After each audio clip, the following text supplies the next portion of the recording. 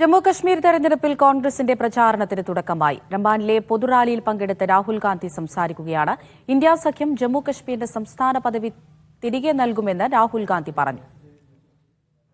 नफरत को नफरत से नहीं काटा जा सकता है, नफरत को मोहब्बत से ही काटा जा सकता है, हराया जा सकता है।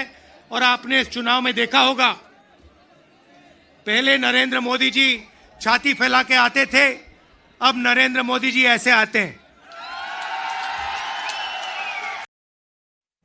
PR അരവിന്ദ് വിവരങ്ങൾ നൽകാനായി തത്സമയം ചേരുന്നുണ്ട്. അരവിന്ദ്, വലിയ ആത്മവിശ്വാസത്തിലാണ് ഇന്ത്യ സഖ്യമുള്ളത്. ആ ഒരു ആത്മവിശ്വാസത്തിൽ തന്നെയാണ് വരുന്ന തെരഞ്ഞെടുപ്പിനെ നേരിടാനും ഇരിക്കുന്നത്. എന്തൊക്കെ വാഗ്ദാനങ്ങൾ തെരഞ്ഞെടുപ്പ് റാലിയിൽ രാഹുൽ ഗാന്ധി മുന്നോട്ട് വെക്കുന്നുണ്ട്?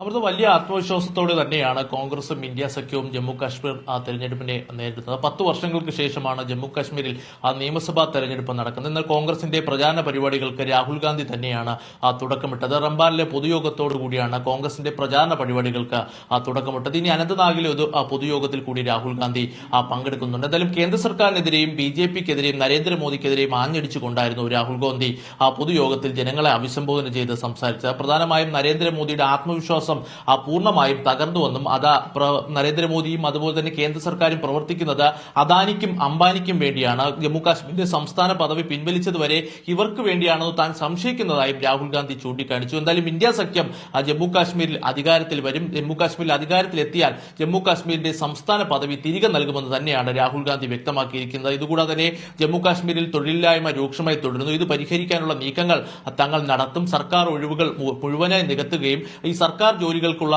പ്രായപരിധി 40 ഉയർത്തുമെന്നും രാഹുൽ ഗാന്ധി പ്രഖ്യാപിച്ചിട്ട് കഴിഞ്ഞു. ഇതുകൂടാതെ തന്നെ വെറുപ്പിന്റെ കടകൾ അല്ലെങ്കിൽ BJP എവിടെയൊക്കെ വെറുപ്പ് പടർത്തുന്നോ അവിടെയെല്ലാം തങ്ങൾ സ്നേഹത്തിന്റെ കട തുറക്കുമെന്നും എല്ലാവരെയും ഒരുമിച്ച് കൊണ്ടുപോവുകയാണ് തങ്ങളുടെ ലക്ഷ്യമെന്നും ഇപ്പോൾ രാഹുൽ ഗാന്ധി ജമ്മു കാശ്മീരിൽ വ്യക്തമാക്കിയിട്ടുണ്ട്. അല്പസമയത്തിനകം തന്നെ അനന്തനാഗിലെ പൊതുയോഗത്തിലും രാഹുൽ ഗാന്ധി പങ്കെടുക്കും.